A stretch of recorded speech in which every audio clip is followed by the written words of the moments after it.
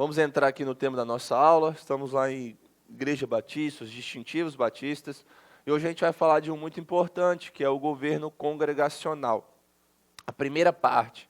Hoje eu vou focar naquilo que é mais conceitual, nas bases do que é o governo congregacional e o que nós precisamos para ter isso.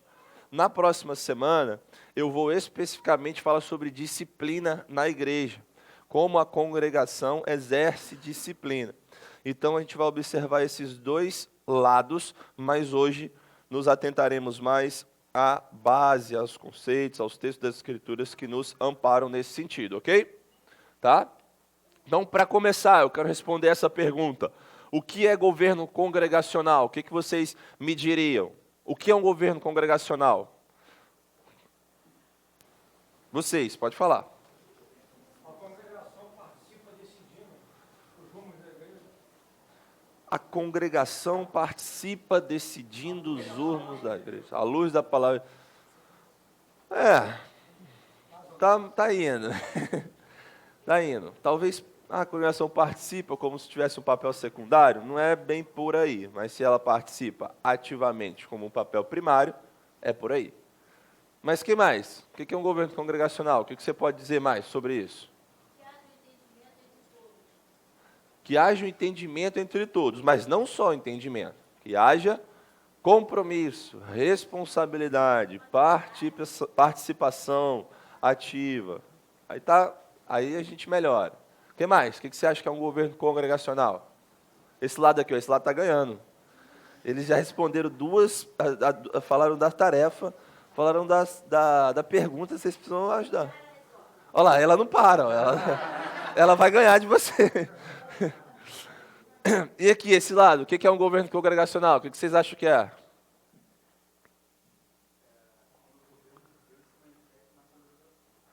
O governo de Deus se manifesta na congregação. Está perto, tá indo ali. Aí, ó, o Fábio, meio ponto. Mas vamos ver de forma mais direta e concisa o que é isso? O que é um governo congregacional? É a crença de que as igrejas locais devem ser governadas por seus próprios membros. As igrejas locais devem ser governadas pelos seus próprios membros. Governo congregacional significa que a maior autoridade a respeito das questões de uma igreja local pertencem à sua própria membresia. Vamos falar todo mundo junto? Essa definição? Vamos lá. Governo congregacional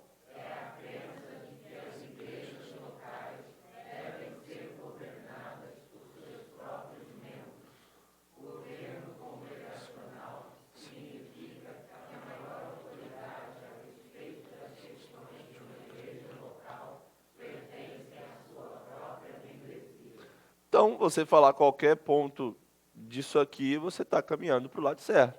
Não, é o governo que pertence à própria membresia. As questões de autoridade, de governo da igreja, pertencem aos membros. Então, isso é basicamente o governo congregacional. E se contrasta com outros tipos de governo que nós vemos, né, dentro da tradição protestante evangélica. Por exemplo, o presbiterianismo. O governo presbiteriano é diferente do governo congregacional. O presbiterianismo investe mais a autoridade final nos tribunais da igreja, que é composta por presbíteros, que são oficializados pela igreja. Então, tem uma participação, sim, da congregação, mas ela é bem diminuída, tá? Ela é bem menor. Todos os tipos de governo vão ter uma participação da congregação.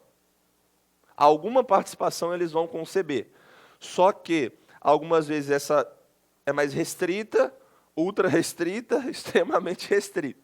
Então, no presbiterianismo tem alguma participação da congregação na eleição de seus oficiais, tá? Em algumas decisões, mas principalmente a autoridade final está nos tribunais, né? E tem também o episcopalismo.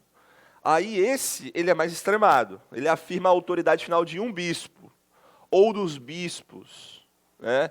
E aquele líder detém a maior autoridade. Então, é uma autoridade, é um governo concentrado. é aquele cara, aquele homem que toma aquelas decisões. Então, isso é diferente de governo congregacional, tá? Isso é diferente de governo congregacional, que eu quero mostrar para vocês. Mas, Jonatas, onde estão as evidências, as bases da Escritura para isso? Então, eu coloquei aqui as maiores evidências das Escrituras. E os autores, os teólogos, eles vão apontar 6. Tem outras, eu vou até citar aqui.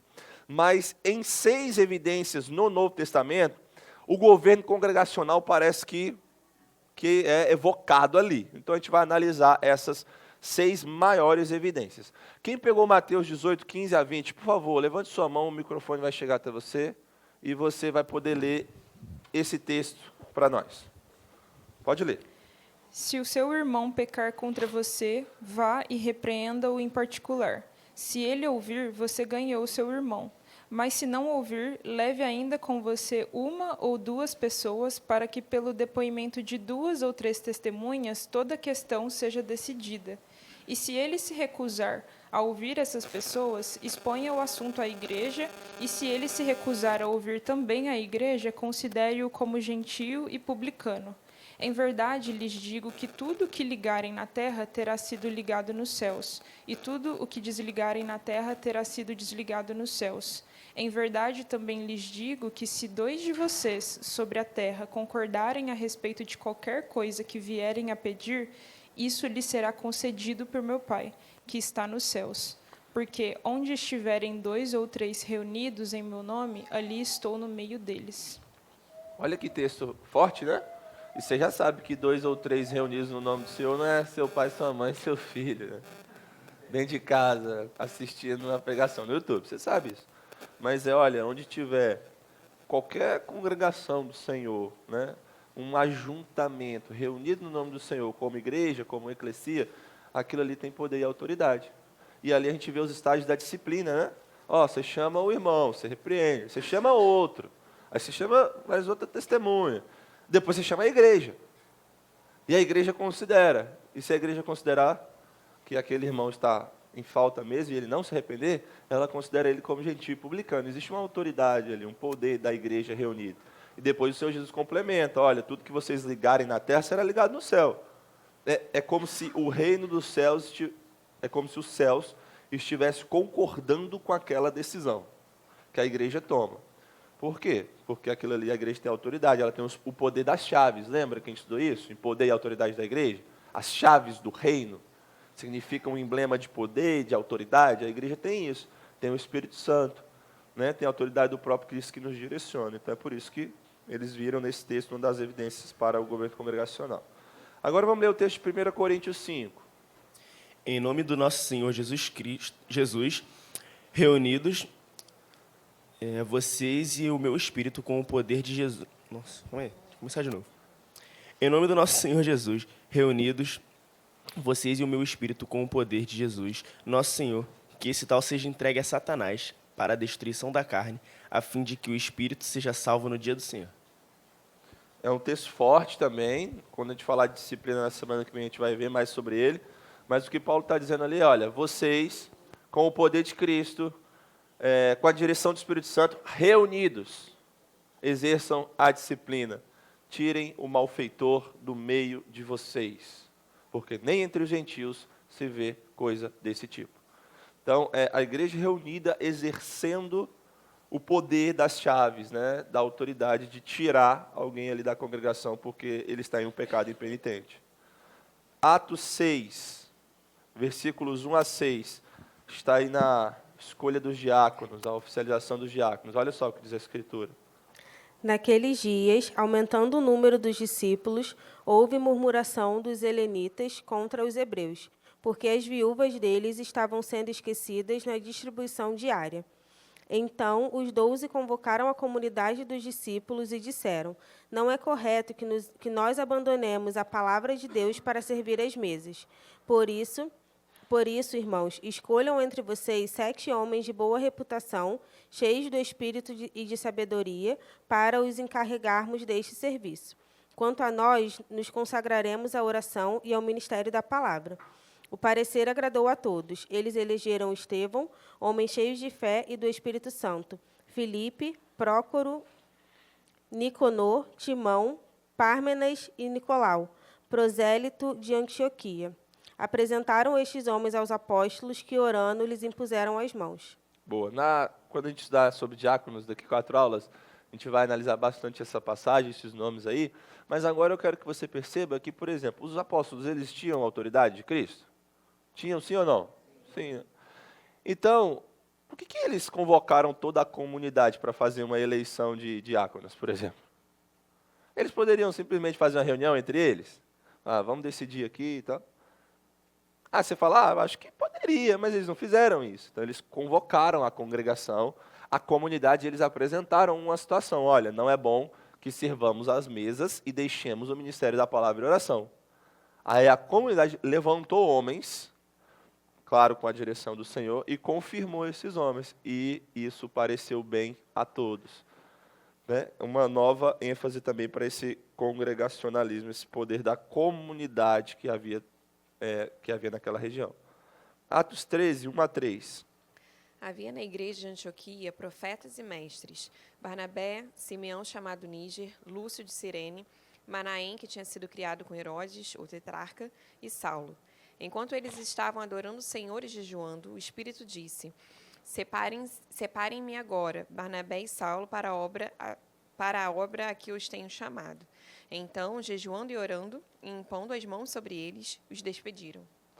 Eles estavam reunidos, adorando e louvando ao Senhor, e o Senhor disse àquela comunidade: separem para mim estes homens.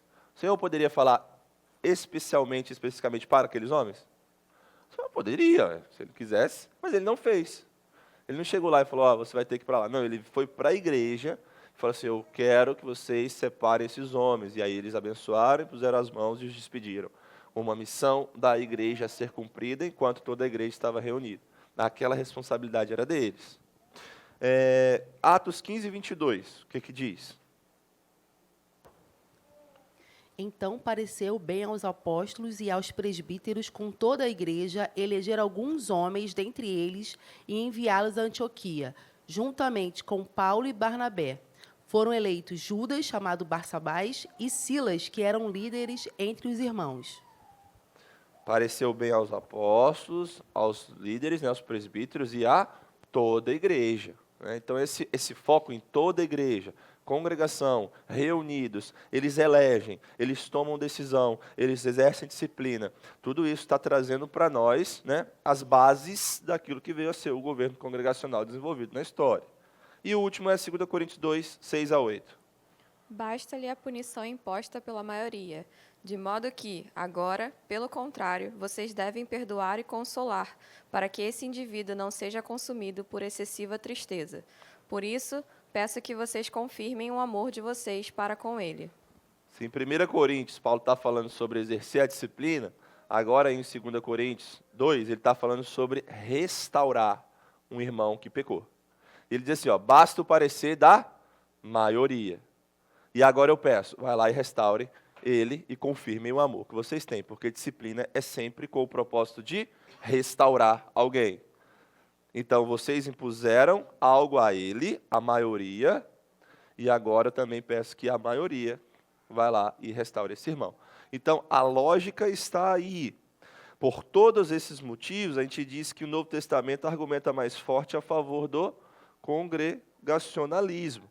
Tem passagens, por exemplo, como 1 Timóteo 3, 1-13 e Tito 1, 5-9, em que as igrejas recebem qualificações específicas para examinar os presbíteros e diáconos. E nós sabemos, nós entendemos que aquelas orientações não é só para aquele tempo, é para nós também, Então, a igreja tem essa responsabilidade, de examinar os seus pastores. Olha, ele tem que ser marido de uma só mulher, ele tem que governar bem a sua própria casa, ele tem que ser modelo dos fiéis, na pureza, na doutrina, não faz isso. Então, é a igreja que tem essa responsabilidade. Então, esses outros textos, de diáconos, de presbíteros, da igreja fazendo isso, também nos trazem essa base, esse ensinamento que veio ser aquilo que gerou esse tipo de governo, que é o governo congregacional. Estão entendendo? Então, Agora, Jonatas, qual que é a relação entre governo congregacional e presbitério? Como que é isso? A gente precisa falar um pouquinho disso aqui, rapidamente. Então, eu coloquei assim, a melhor interpretação da doutrina, né, do governo congregacional nos leva a entender que os pastores lideram a membresia naquilo que pensam ser correto e prudente à luz das Escrituras, no ensino das Escrituras sobre alguma situação, mas é a congregação, em última instância, que decide a respeito daquilo que acha ser a vontade de Deus. Nós podemos ver exemplos bíblicos, como a gente trouxe aqui, sobre o exercício desse poder congregacional, principalmente em relação da escolha de líderes, da disciplina, da membresia da igreja. Mas o que o presbitério faz? Ele conduz, ele ensina, né? Ele dirige, ele recomenda, ele guia. E a igreja toma as suas decisões. Vamos dar um exemplo bem prático? Quando a gente tem aqui a assembleia para entrada de novos membros na nossa igreja, o que o presbitério faz? Sim, ele faz todos aqueles procedimentos de entrevista, mas a palavra aqui do Fábio foi a que eu queria. Ele sugere, ele recomenda. Então eu recomendo, o pastor Maurício recomenda a membresia de um irmão. Pode ser que a gente deixou alguma coisa passar, a gente não viu, a gente não sabia do detalhe da vida daquela pessoa ali. Né? A gente está buscando meios, né, etapas para não acontecer isso. Mas aí uma pessoa na congregação fala, a gente não pode receber essa pessoa como membro. Por quê? Por causa disso. Ela explica, a gente considera. E a congregação vai voltar sobre aquele parecer. Estão entendendo? Então, não é porque eu cheguei aqui e falei, olha, a gente tem que fazer isso, que a gente vai fazer isso. Aí é episcopalismo, né? Não. Nós sugerimos, nós guiamos. Né? Muitas vezes, a gente vem com uma recomendação e a igreja faz outra. Aí, nossa última assembleia não teve isso? O pastor Maurício, ele sugeriu uma proposta, não foi? Com relação ao tempo que ele vai estar fora, não foi? E a igreja fez o quê? Fez outra. Não, a gente vai fazer isso não. Nós vamos aqui continuar, né, sustentando nosso pastor, mesmo ele longe. Então a igreja mudou. É isso. Então, mesmo que o presbitério sugira alguma coisa, e sim, nós estamos sugerindo algo dentro da palavra de Deus, à luz das Escrituras, e é sábio a igreja confiar no presbitério que ela mesma elegeu, a igreja e a congregação é que tem, no final das contas, essa autoridade, né, esse poder das chaves. Então, no final, olha ali, no final, cada igreja precisa preservar uma maneira de declarar: pareceu bem ao Espírito Santo e a nós fazer tal coisa. Como está lá em Atos 15, 28. Eu acho muito boa essa expressão ali, depois do Concílio de Jerusalém. Pareceu bem ao Espírito Santo e a nós também. Então, eles estão sendo responsabilizados por aquilo que eles fazem. Pareceu bem ao Espírito Santo e a eles, então eles vão lá e decidiram isso. Todo mundo entendeu? Essas aqui são as bases de forma resumida, mas também sem deixar de ser, sem ser simplista. E qual que é o princípio aplicado? A gente viu as bases na Escritura, mas qual que é o princípio aplicado? Tá? O congregacionalismo é uma expressão corporativa, é uma aplicação do princípio da reforma de sacerdócio de todos os crentes. Então, eles olharam e falaram, olha, todos os crentes são sacerdotes, são responsáveis, têm acesso ao Pai, têm o Espírito Santo, têm a direção da palavra de Deus. Então, a aplicação desse princípio, a expressão corporativa, veio, né, as bases do congregacionalismo. A gente vê lá em Êxodo 19:6, o Senhor se referindo a Israel como um reino de sacerdotes. E aí em 1 Pedro 2:9, essa imagem é aplicada à igreja. Vocês são sacerdócio real, nação santa, povo adquirido pelo Senhor, para proclamar as maravilhas do Senhor. Então isso é aplicado à igreja, esse sacerdócio real. E isso veio ser, né, um dos princípios que levou a reforma protestante à frente e que nós herdamos. Para os batistas, então, né, na aplicação desse princípio, o governo congregacional consiste simplesmente em viver o sacerdócio de todos os crentes no contexto da igreja. Então, como a gente vive no contexto da igreja? Sendo sacerdote. E esse sacerdócio, dentro da igreja, leva, né, toda a congregação a tomar as suas decisões, tá? E ser responsável por tudo que acontece, né, dentro da igreja. Assim você é responsável. Você é responsável. Ah, não, deixa que o pastor resolve isso. Sim, você tem que confiar nos seus pastores. E isso é bíblico, e isso é bom. Mas você não pode terceirizar as coisas como se não tivesse a ver com você, como se você não estivesse comprometido com aquilo ali. E isso está errado. Então, esse é o princípio aplicado a isso que nós vemos do governo congregacional. Agora, qual que é a diferença entre governo congregacional e democracia? Quem poderia me dizer? Qual é a diferença? Porque aí, você com certeza já viu isso aqui, ó. Governo congregacional é tipo democracia. Você está explicando para alguém, sabe? Um colega do trabalho. Teve um dia que uma aluna minha me perguntou isso. E como vocês tomam as decisões lá? Aí eu expliquei. Falei, olha, a gente faz isso, uma assembleia, tal, mas está embasado nessa verdade da Escritura, do governo congregacional, que a igreja detém autoridade, então a membresia é responsável, e a pessoa estava, entendi. É tipo uma democracia, né? Aí eu, não é tipo uma democracia. Tem muitas diferenças, mas a gente precisa estar atento, precisamos corrigir isso. Mas qual que é a diferença, então? O que você responderia? Governo congregacional é tipo uma democracia? É igual a uma democracia? Como é que é? O Bruno Ricardo falou que não. Mas por que não, Bruno? Oi? Fala aí. Esse é um excelente ponto, né? É uma das coisas que a gente vai ver. Não tem uma oposição. O que mais? Alguém falou aquilo? Antes de se aproximarem da É Assembleia. maravilhoso, cara. Muito bom, cara. Esse também é um ponto essencial. Na democracia não existe coração transformado, existe? Não, mas no governo congregacional existe. Você precisa ser regenerado. Como é que você vai exercer a autoridade do próprio Cristo sem ser de Cristo?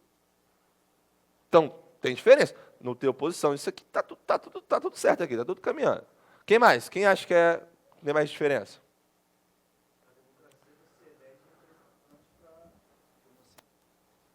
Você elege representante para, entre aspas, manifestar a sua vontade, mas você não vota você não decide diretamente. Cara, vocês estão muito bem hoje, gente. Eu estou aqui muito feliz. Tudo isso aí é verdade. A gente vai ver isso. Tem alguns autores que dizem assim, ó, dentro da igreja não é democracia, é cristocracia.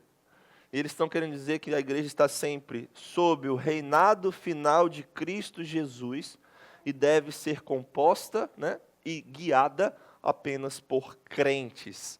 Então, para um congregacionalismo saudável, a gente precisa ter senhorio final de Cristo e membresia regenerada, como eu disse. Como é que você vai poder exercer a autoridade que vem do próprio Cristo se você não é de Cristo? Se você não tem um coração transformado. Agora, imagina uma assembleia aqui da nossa igreja. Você chegou, tá? Assembleia. E aí a gente vai tomar uma decisão. E aí tem uns 20 incircuncisos, fariseu, amalequita aqui no nosso meio. Como é que vai virar isso aqui, gente? Como é que vai virar isso aqui? Falei nos amalequita. Sai daí, rapaz. Como é que vai virar isso, né? Vai virar um pandemônio isso aqui. Cada um querendo fazer sua própria vontade, manifestando o pecado das mais diversas formas e não submetendo-se à palavra de Cristo e principalmente ao senhorio do próprio Cristo dentro do meio da igreja. Então, isso não existe, né? Isso não existe.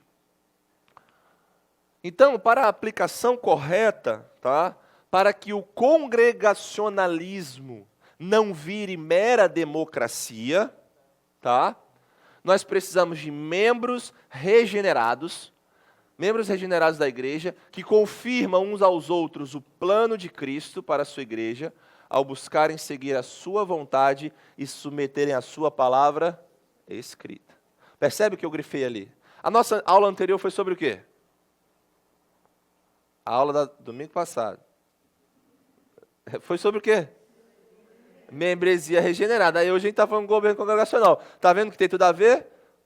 Tem lógica, hein? A gente não está no aleatório, não. Tem lógica, uma coisa vai gerando a outra. Então é aquele que eu grifei, ó. Membros regenerados da igreja confirmam uns aos outros, comunhão dos santos. Confirmam uns aos outros o quê? O plano de Cristo. O plano de Cristo. O plano de Cristo para a sua igreja. Nós olhamos para a palavra de Deus e nós discernimos isso. E a gente faz isso como? Buscando seguir a sua vontade, a vontade de Deus, e submetendo a palavra de Deus. Não é o seu plano, não é o plano do pastor em si, assim. Ele pensou na mente dele, e aí ele chegou lá na igreja e falou, agora eu vou mudar essa igreja. Agora, a partir de hoje, vai ser assim. Não, que isso? Isso não existe. Então, a aplicação correta do congregacionalismo é isso aí. Aí aqui, em carta aberta a Jonatas Cozendei, Maurício Andrade fez o seguinte. Ele fez um quadrinho. E aí esse quadrinho visa nos ajudar e nos instruir com relação a... Juliane foi pega ali em carta aberta. Então esse quadrinho nos ajuda a diferenciar o que é uma democracia, o que é um governo congregacional. Olha ali. Busca-se a vontade de Deus no governo congregacional. E na democracia? Busca-se a vontade do povo. Então o povo tem o poder, né? A voz do povo é... Falou Satanás. No governo congregacional, elege-se alguém para desempenhar tarefas, uma função. Então, alguém aqui, pastor, ou um irmão para ser líder do departamento infantil, uma irmã, né, ou no grupo de louvor, a gente está elegendo alguém para desempenhar uma função. Na democracia, você elege um representante. Aquela pessoa me representa. Sabe, depois de eleição, a gente sempre vê isso, né? Esse presidente não me representa. Ou esse deputado não me representa. Porque na democracia é assim, né? Você elege representantes, mas no governo congregacional não. No governo congregacional, busca-se a direção de Deus. Em oração, na busca pela palavra. Né? Na democracia, busca-se o que se julga melhor para o povo. Então, quando você está dentro de um governo congregacional, muitas vezes a sua vontade específica não vai ser satisfeita. E que, graças a Deus, né? Já pensou, se todo mundo satisfazesse as suas vontades, você ia virar um bicho. Não, mas não é assim. A gente quer fazer a vontade do Senhor. E muitas vezes aquilo que você sugeriu, aquilo que você pensa, não é aquilo que o Senhor quer, nem que a congregação acha prudente ser feito. Governo congregacional, as discussões visam a aplicação das Escrituras à questão em pauta. Na democracia, as discussões contrapõem posicionamentos e ou ideologias que se entendem como superiores às posições contrárias. No congregacionalismo, qualquer discussão é pautada pela palavra. Então, sempre que formos participar, falar, sugerir, precisamos olhar para a palavra. No governo congregacional não existe a formação de partidos ou grupos em torno de uma mesma ideia. Na democracia admite-se a formação de partidos em torno de ideias, de propósitos semelhantes, mas no governo congregacional não. Por fim, não existe a formação de oposição, foi o que o Bruno falou, né? Muito bem falado. Após a decisão tomada pela maioria. A partir dessa decisão, todos assumem a mesma posição. E na democracia? Necessita da formação de oposição para funcionar corretamente e com equilíbrio. Então, vamos dar um exemplo aqui. Cheguei aqui na Assembleia, sugeri uma proposta. Proponho, quem apoia? Aquele negócio. Apoia, apoiado, tal. Aí eu coloquei a minha proposta, né, em pauta para ser discutida. E aí, um outro irmão sugeriu uma outra proposta, diferente da minha. E a congregação votou na proposta do irmão para ser aceita. O que eu faço? Também não foi a que eu escolhi, também não foi a que eu propus. Não existe isso no congregacionalismo. O congregacionalismo é assim, foi a proposta dele, agora também é a minha. A congregação decidiu. E eu vou fazer o quê? Eu vou trabalhar para colocar isso em prática. Eu vou orar para o Senhor. E se der alguma coisa errada? Nós somos pecadores, não é? Nem sempre todas as coisas que nós queremos vai dar certo. Nossas decisões, né? De patrimônio, de investimento de alguma coisa, ou de, sei lá, qualquer decisão. E aí deu errado, aí eu faço o quê? Tá vendo? Eu falei que eu ia votar na outra, eu falei. Não existe isso. Aí você vai ser disciplinado, né? Vai ser corrigido. Porque isso não existe. Porque nós somos membresia o quê? Regenerada, coração transformado. E a gente precisa ter isso em mente. Entenderam isso? Vocês estão muito bem. Então, o pastor Maurício mandou isso aqui para vocês. Ó. Muito bom. Ele ficou muito feliz. Parabéns, em carta aberta a mim mesmo. Ele mandou isso aí para vocês. Deus abençoe. Não falem para ele. Eu achei que ele ia estar. Problemas, desafios e soluções. Tá? Como que a gente lida aí com os problemas que podem surgir, né, os desafios e as possíveis soluções? Primeiro, eu quero fazer uma ressalva importante, que ao discutir sobre governo de igreja, né, eu preciso dar essa ressalva aqui, e ela é assim: o congregacionalismo não reflete perfeitamente a política do Novo Testamento. Ué, pastor, ué, que história é essa?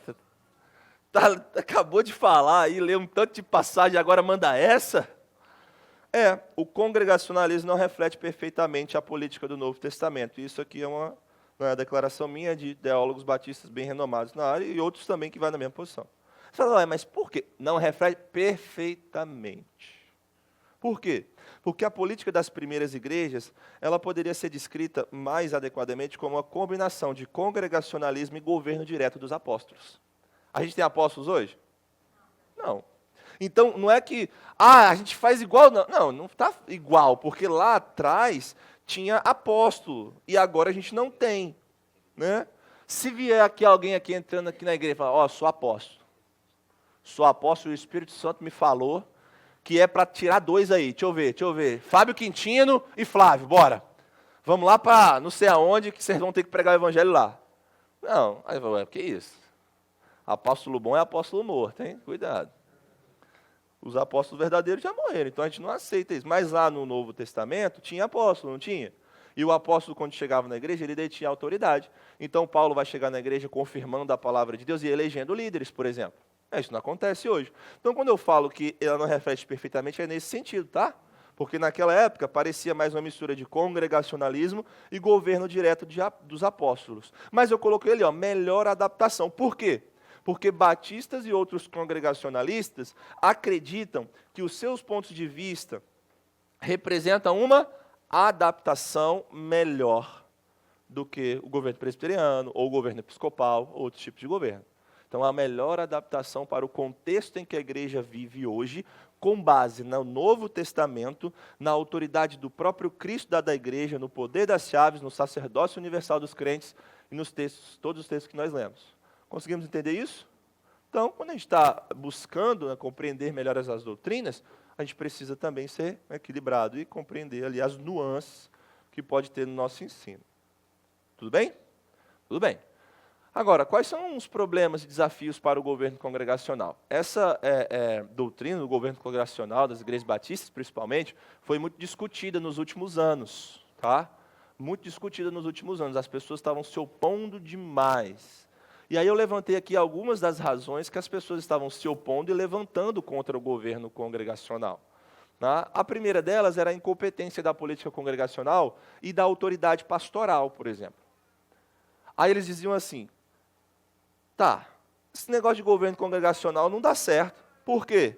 Como pode ser feito quando o emprego do pastor depende da vontade dos membros? Os pastores começaram a ficar com medo da congregação, né? Temerosos por causa da congregação, e não lideravam a congregação, exerciam a sua autoridade. E aí? Aí era mandado embora, se fizesse alguma coisa que a congregação não queria. Então as pessoas começaram a falar assim, esse negócio não dá certo não. Por quê? Porque é incompetente e a autoridade pastoral não funciona, porque os pastores são pagos pela igreja, são sustentados pelos membros, aí os membros se levantam contra o pastor, aí o pastor fica o quê? Fica na coleira dos membros. Então algumas pessoas falaram isso. Né? Outras pessoas, outras acusações foram de expressões doentias de congregacionalismo. E eu não sei aqui se todos tiveram experiências em igrejas batistas, mas muitas vezes eu já presenciei assembleias muito ruins, sabe? Expressões doentias assim, de congregacionalismo, ou um negócio totalmente distorcido, indo para quase um episcopalismo, ou então a congregação sem nenhuma sabedoria, humilhando pessoas desnecessariamente, né? Falando de irmãos em nome da transparência, e em nome do eu falo mesmo, e aí acaba machucando outras pessoas. Já presenciei isso. Né? E aí é aquilo, eu adolescente, né, vendo todas essas coisas, chegava em casa revoltado. Expressões doentias, então algumas pessoas levantaram essa acusação. Ou congregação imatura, que eu falei, pouca demonstração de amor por Cristo e pelos outros. Às vezes uma pessoa vai falar, ao invés dela ser clara, sucinta, resumida naquilo que ela vai falar, não, ela vai dar detalhes. Que mais é fofoca, acusação, exposição de um determinado irmão do que para edificação, e isso gera um problema. Ou então vai falar do pastor, ou vai falar de um diácono, que é um oficial da igreja, que tem sim autoridade. E aí fala de modo totalmente descabido. Então, esse tipo de coisa pode acontecer. E as pessoas começaram a ter resistência e a criticar o governo congregacional por causa disso. Ou por votos mesquinhos, né? A pessoa faz um complô ali, ó, vamos lá, votar nisso, vou levantar uma proposta, e aí pega lá um grupo de pessoas, apoia a proposta dele, ele vota. Falta de confiança dos membros para com os pastores, dos pastores para com os membros, né? Já vi situações que o pastor odiava a Assembleia da Igreja, porque ele ia para a Assembleia da Igreja tremendo de medo, porque não sabia o que os membros iam sugerir com relação a ele mesmo, né? Ou de pastores que foram desamparados pela sua congregação, foram apunhalados pelas costas. Isso acontece, gente. Nosso mundo é marcado pela queda, né? E essas expressões podem acontecer. Motivações antibíblicas, ineficácia, nunca resolve nada, é só aquele negócio ali.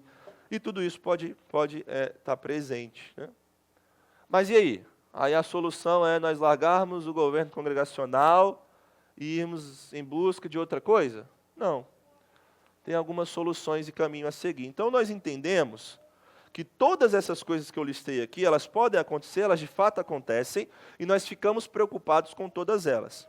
Versões doentias do congregacionalismo causam muito problema. No entanto, nós não acreditamos que a resposta seria abandonar a política congregacional, mas sim buscar o exercício de um congregacionalismo bíblico e sadio. E para que isso aconteça, para que aconteça um congregacionalismo bíblico e sadio, nós podemos, né, cultivar algumas coisas. Um bom congregacionalismo exige, por exemplo, pastores sérios, bíblicos e idôneos. E quem é responsável por escolher isso aqui? Vocês, né? A igreja. Então exige. Existe também um bom ministério apropriado dos diáconos. E o que a gente tem orado em nossa igreja ultimamente, nos últimos meses? Pode falar, não tem problema não. O que a gente tem orado?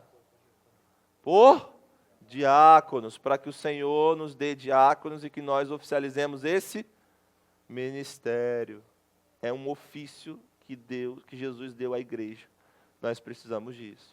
Outra coisa que ajuda, uma membresia consciente. Vira para o irmão que está do seu lado e fala, seja consciente. Uma membresia consciente, que sabe tomar suas decisões, que se coloca diante de Deus, né? Que é uma membresia regenerada, que cultiva confiança, que cultiva transparência. Sabe quando você vem para uma assembleia e você fala assim, eu queria falar, mas não vou falar não. Tá? Você não está cultivando isso aqui, ó. Se você tem alguma questão importante a falar, se for coisa boba, é melhor não falar não. Mas se você tem uma questão importante a ser falada, né, ou algo que você acha que é imprescindível que a igreja saiba, você precisa falar. Você precisa falar. É cultivo de transparência, confiança. Eu tenho uma proposta aqui que, a gente vai ser muito bem sucedido se a gente faz. Eu não vou falar não, porque tô com vergonha. Não é assim. Não é assim. E nesse ponto da confiança, né, da cultura de confiança que envolve essas coisas que eu mencionei aqui, quando a igreja elege seus pastores, por exemplo, não é que os pastores são como se fossem seus funcionários, né, meros funcionários da igreja.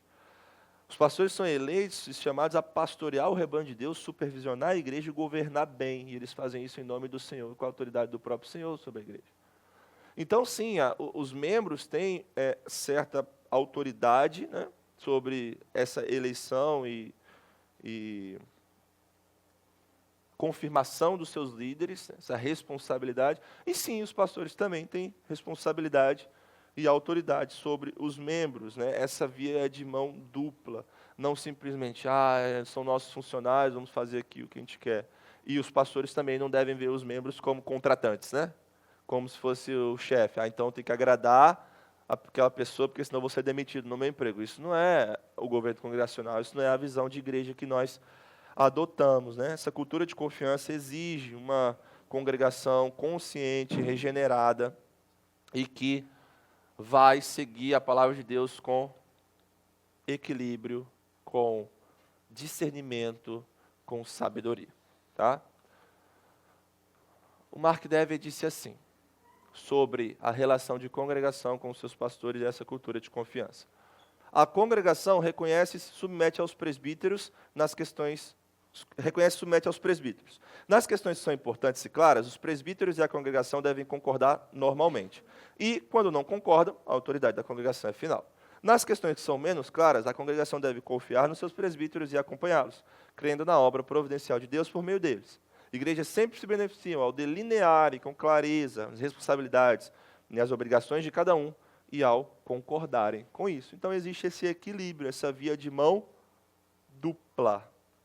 O Albert Moller, atualmente ele é presidente lá do Seminário do Sul, dos Estados Unidos, ele resumiu o congregacionalismo com a sua marca característica e diferenciadora dessa forma. Na sua raiz, o congregacionalismo afirma que é a comunidade pactual, olha o pacto aí, que deve se responsabilizar pela organização da igreja, pela pregação do evangelho e por qualquer outra coisa que Deus ordenou à igreja nessa era. O pastor Maurício já falou isso algumas vezes. Falou assim, aí quando eu sair daqui, vocês vão colocar quem aqui para estar na frente da igreja? Logo quando eu cheguei à igreja, ele estava falando bastante disso. Eu ainda não era pastor da igreja, só estava vindo aqui. No inicinho. Ele falou, vocês vão colocar quem? Ele falou, se eu morrer agora, se eu ficar doente, se eu não puder estar aqui, quem é que vai ser responsável? Vocês vão deixar qualquer um ir lá e pregar qualquer coisa? Não, eu estava querendo dizer, a congregação é responsável. É querendo gerar essa cultura de membresia consciente. Tá? Outra frase aqui, agora desse livro, muito bom esse livro, História dos Batistas, foi publicado esse ano, aí acho que foi esse ano ou finalzinho do ano passado, pela Pronobis. E aí eu coloquei aí um esquema organizacional como uma personificação, aplicação de um congregacionalismo saudável e centrado em Cristo. E ele é simples e ele é basicamente assim. Cada igreja local deve ser governada por Jesus Cristo, governada por seus membros, liderada por seus pastores ou presbíteros e servida por seus diáconos. Vamos ler todo mundo junto essa frase? Vamos lá. Cada igreja local deve ser governada por Jesus Cristo, governada por seus membros, liderada por seus pastores e presbíteros e servida por seus diáconos. É isso. É o esquema que o Novo Testamento nos dá base, tá? E aplicações? Então, como você desfruta desse governo congregacional, aproveita seus benefícios e é um membro consciente numa igreja de governo congregacional? Primeira coisa, conheça bem a doutrina da sua igreja local. Essa é a primeira coisa. Conheça bem a confissão de fé, o pacto que nós estamos adotando, né? E que logo, logo a gente vai firmar isso em assembleia pública. Conheça bem os estatutos da sua igreja, os documentos da sua igreja, isso é essencial também. Nós estamos reformulando o nosso estatuto também, e é importante você se interessar por isso. Examine com atenção os documentos que forem submetidos à apreciação da congregação. Sabe quando a secretaria da igreja bota lá os documentos? Se importe com isso, vai lá, veja. Você é responsável por essas coisas, né? Lá na frente você vê um erro e fala, está vendo lá o erro aqui? Ó, todo mundo erra esse negócio aqui, ninguém olha. Você tem que ir lá e olhar, né? É sua responsabilidade. Faça questão de estar presente nas assembleias da sua igreja local. Eu nunca gostei de assembleia. Nunca. Mas, à medida que eu tenho aprendido mais sobre igreja, estado no meio da nossa igreja, eu venho para a assembleia para adorar o Senhor por meio do exercício do poder que Ele mesmo deu à congregação. E eu fico feliz com isso. Mesmo quando a gente tem que tomar uma decisão difícil. Porque isso me edifica também. Eu estou aprendendo, né? Estou exercendo aquilo que Deus me deu. Venha assim para a Assembleia e faça questão de estar aqui. E considere em oração tudo o que se relaciona às decisões da sua igreja local. Principalmente o que diz respeito à doutrina, à membresia, mas também aos aspectos financeiros, patrimônio. Afinal, na Igreja de Cristo, não. Tudo se relaciona com o Evangelho da Graça. Todas essas aplicações estão num texto que o pastor Maurício escreveu, um artigo, que é a sua tarefa da semana. Você vai ler o artigo que o pastor Maurício escreveu, que é Governo Congregacional democracia, né, versus democracia. Vai ser disponibilizado amanhã pela nossa secretaria. Aí você vai descrever o governo congregacional com as suas palavras. Você fez a aula, você vai ler o artigo, aí quando você fez tudo isso, aí você para, tira o papel da sua frente, bota umas 2, 3 linhas ali e escreve o que você acha que é governo congregacional, com as suas palavras. E aí destaca um benefício disso para a vida da igreja. E aí na semana que vem você traz aqui para o início da nossa aula, ok? Ok.